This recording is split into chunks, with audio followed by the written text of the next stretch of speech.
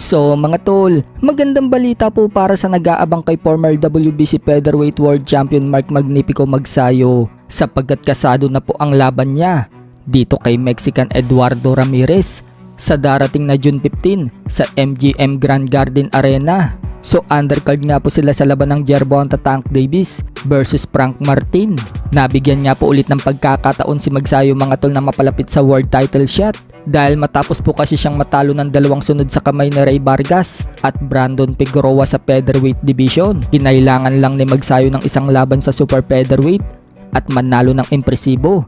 Tapos title eliminator na po agad ang laban niya. Ibig sabihin mga tol, title eliminator po sa WBC Super Featherweight ang laban ni Magsayo dito kay Eduardo Ramirez. Kapag naipanalo ni Magsayo ang laban na yan, automatic siya na ang mandatory sa WBC Super Featherweight. Kaya asahan natin mga tol na hindi magtatagal, world title na ulit ang laban ni Magsayo. Pero kailangan muna maipanalo ni Magsayo ang laban dito kay Ramirez. Sa mga hindi po nakakaalam mga tol, tinalo na nga po ni Isaac Pitbull Cruz itong si Ramirez. 2 taon na ang nagdaan sa isang second rounds knockout.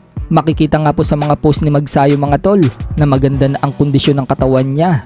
Nagre-recover pa nga ito sa tubig mga tol matapos ang 10 round sparring.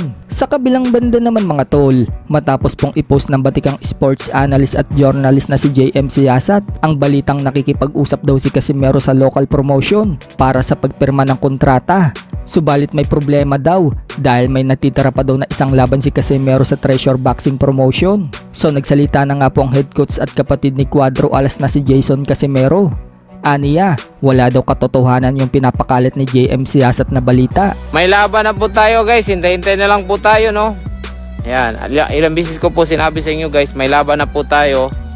Hintay-hintay lang po tayo at huwag po kayong makinig doon kay ano, sino yung satsat na yon na nagsabi na pumirma daw tayo ng local na promoter. Nako, puro ka talaga satsat. Satsat lang talaga yon guys, puro satsat, walang ano yon.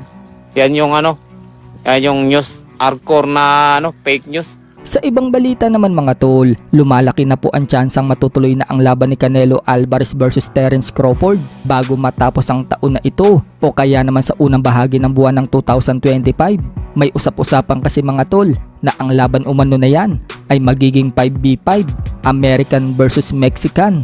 Bukod kasi na maglalaban itong si Crawford na isang Amerikano versus Canelo Alvarez na isang Meksikano, pinaplano din daw dyan mga tol na ilaban sa card na yan sina Caleb Plant versus Jaime Munguia, Shakur Stevenson versus Cepeda o kaya naman si Isaac Pitbull Cruz. Hindi naman minention yung ibang boksingero mga tol na magiging card sa laban na yan. Gaganapin umano ang laban na yan sa SoFi Stadium sa Los Angeles at interesado naman daw yung mga party sa location na yan. Sa ibang balita naman mga tol, dahil July 20 na po ang laban ni Vincent Astrolabio versus WBC Bantamweight World Champion Japanese Junto Nakatani.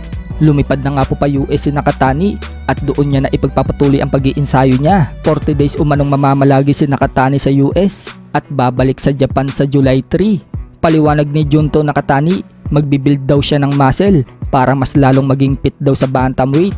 Kumpiyansa nga daw si Nakatani mga tol na maipapanalo umano niya ang laban at madedepensahan ng titulo dito kay Vincent Astrolabio. Samantala, lumabas na po ang B-sample ni Ryan Garcia sa Ostarine. Positibo nga po ulit si Garcia mga tol, katulad ng A-sample sa kanya. Kailangan ngayon humarap ni Ryan Garcia sa hearing sa New York at potensyal na maban si Garcia mga tol sa sports ng boxing.